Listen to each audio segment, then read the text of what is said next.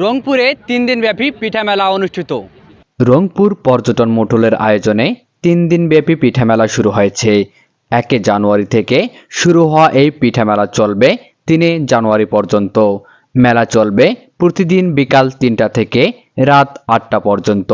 পিঠা বিক্রেতারা বলেন, হচ্ছে সবজি পিঠা, সবজি ঝাল পিঠা, কাউনের পায়েস, সেমাই পিঠা, লুচি পিঠা, ঝুরি পিঠা, আর একটা হচ্ছে ঘুরান্ডি পিঠা, আর পাশাপাশি হচ্ছে লেমন গ্রাসের হচ্ছে রং চা, আর প্লাস হচ্ছে দুধ চা। আমার কাজ হচ্ছে আলুর প্রোডাক্ট নিয়ে, আলু নিয়ে কাজ করা।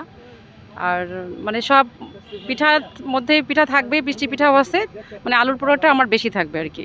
ঐতিহ্যবাহী তেল পিঠা, ভাপা পিঠা, পুলি পিঠা, পাটিসাপটা, চিতই পিঠা। যেহেতু শীত বেশি তাই একটু লোকজন কম, কিন্তু আসতেছে আর কি এখন থেকে, যেহেতু এটা ৩ তারিখ পর্যন্ত আসবে, আশা করতেছি আসবে লোকজন। তো হৃদয় হরণ আছে, গাজরের পায়েস, খেজুর গুড়ের পায়েস আছে, দুধ পুলি, লুচি চিকেনের সাথে, তারপরে পাকোড়া আছে বিভিন্ন ধরনের, পাটিসাপটা, কেক। আসলে প্রচারটা তেমন এখন পর্যন্ত হয়নি এবং আশা করছি আগামীকাল থেকে আমাদের, যেহেতু আজকে কেবল মানে অ্যানাউন্স হলো, আগামীকাল থেকে প্রত্যাশা করছি যে আমাদের সমাগম হবে। তো পান্তুয়া শেষ হয়ে গেছে, তারপরে আপনার বকুল পিঠাটা শেষ, আমার এই যে বিবিখানা অনেক সেল হলো, বুটের হালুয়া এটা আমার খুব যায়, আর পায়েসও তো প্রায় অর্ধেক শেষ। পায়েস খেয়ে তো সব রিভিউ দিচ্ছে, আবার পরের বার আবার এসে নিয়ে যাচ্ছে। আজকে প্রথম দিন তো মেলার, আজকে হয়তো একটু সবাই জানতে একটু অসুবিধা হচ্ছে, কাল পরশু হয়তো ক্রেতারা বেশি আসবেন।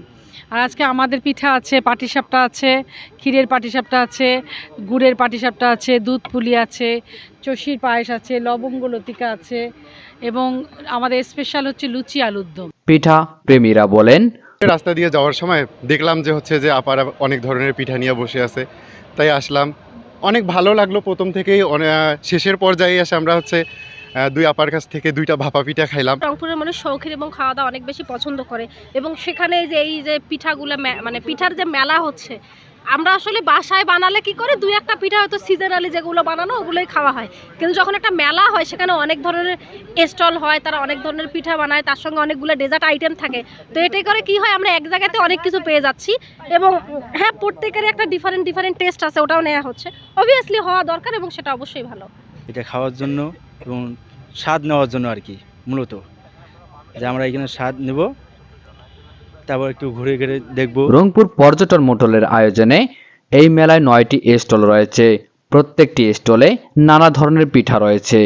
এই মেলায় ছুটে আসা পিঠা প্রেমীরা এরকম আয়োজন দেখে মুগ্ধ হয়েছেন। এটা আমাদের প্রথম আমরা এই পিঠা মেলাটা করলাম, এটাও প্রতি বছর হবে।